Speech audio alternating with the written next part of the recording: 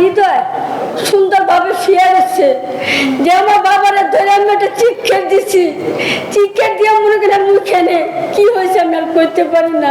Police মানুষের কুত্তালান খালি পিটায়। দেশের নাম্বার 1 ট্রেডিং অ্যাপ নিফটি ফার্স্টে পাচ্ছেন ট্রেডিং এর সব সুবিধা, dual exchange access, company analysis, portfolio তৈরি করা সহ আরও অনেক ইউনিক ফিচারের সাথে ট্রেড করতে ডাউনলোড করুন এক্ষুনি। আমার ছেলে আন্দোলনে যেতে না করছি, আমার কাছে বলে যায় মা আমি আমার বাচ্চার জন্য আমি ওষুধ নিয়ে আসি। ও রায়েরবাগ থানার সামনে গুলি খেয়েছে, আমরা বলতে পারি না।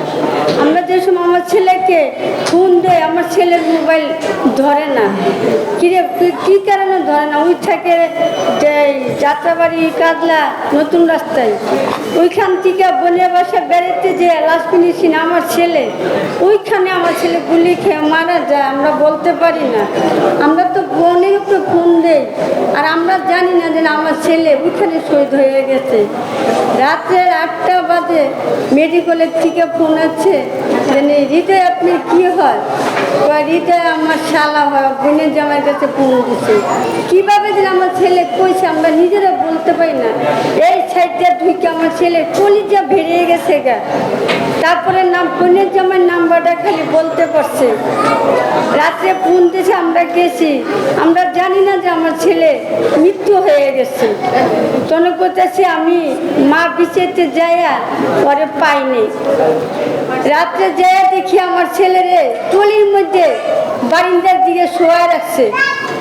তো আমরা ভিতরে গেছি, একজনে নিয়ে গেছে ভিতর থেকে ওর বোনের জামাইরে গলা ধরে নিয়ে কানে কানে জানি কী করছে আমি বলতে পারি না।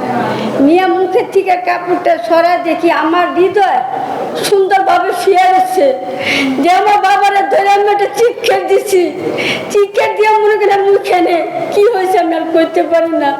মানুষ আমার দৌড়াদৌড়ি করে, পুলিশ মানুষের কুত্তালান খালি পিটায়। লাস্টে মুনকার লোকেরা বলতেছে ভাই আপনার তাড়াতাড়ি মেডিকেলের গাড়ি ঠিক করেন। লাস্টে মেডিকেলের গাড়ি ঠিক করে আমার ছেলেকে নিয়েছে, কোনো কাগজপত্র কিচ্ছু আনতে পারি নাই। শুধু খালি আমার ছেলের বুকের মধ্যে ব্যান্ডেজ পাইছি আর হাতের মধ্যে স্যালাইন পাইছি।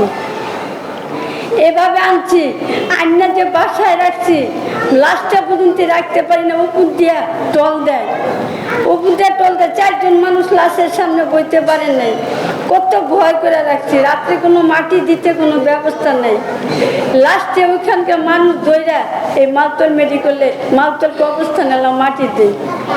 আজকে যদি একটা ছেলের কোনো বাপ নাই, ছেলের কোনো একটা ভাই নাই, 4টা বোন, আমার ছেলে একজনই, ওর ঘরে 2টা ছেলে আছে। একটা নাতি ছুঁয়ে গেছে 4.5 বছরের, আরেকটা আছে 3.5 মাসের। 3.5 মাসের বাচ্চার ওষুধের কথা কয়ে আমার হৃদয় ঘর থেকে বেরিয়েছে। আমার হৃদয়কে মান না, আমি যাবো না আন্দোলনে। মানকে না বাবা, দিনকাল ভালো না, যায় না। এই ছেলে আমার সব সংসার ভরণ পোষক সব কিছু আমার ছেলে করছে।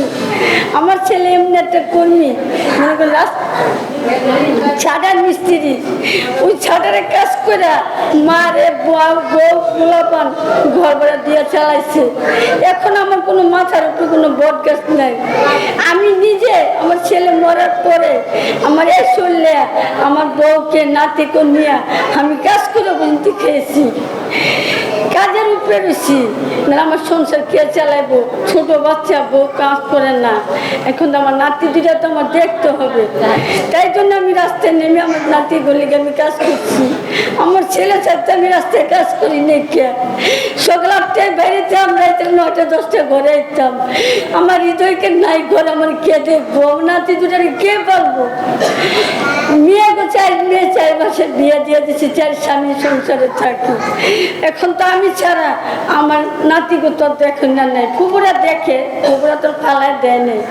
তারপরে এরা পরের সংসার আছে। যদি জামাত ইসলামে যদি আমার পাশে না থাকতো আমাদের, তা আমরা কোনো দিন পাইছি জামাতের থেকে, আগে আমরা পেয়েছি জামাতের থেকে পাইয়াই আজকে নাই না তুই ডাক্তার করতে সব দেখাইতে পারছি। না রে আমি আর কিছু বলতে পারি না।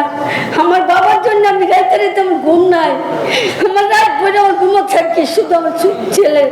আর একটা ছেলে যদি থাকতো ততটা বুকে মারে টাইনা নিবে, এখন আমার কে টাইনা নিবে? নাতিরা কারে বাবা করবো? বাবা কি আর ছেলেরা পাইবো? আসসালামু আলাইকুম। আমার কোনো কথা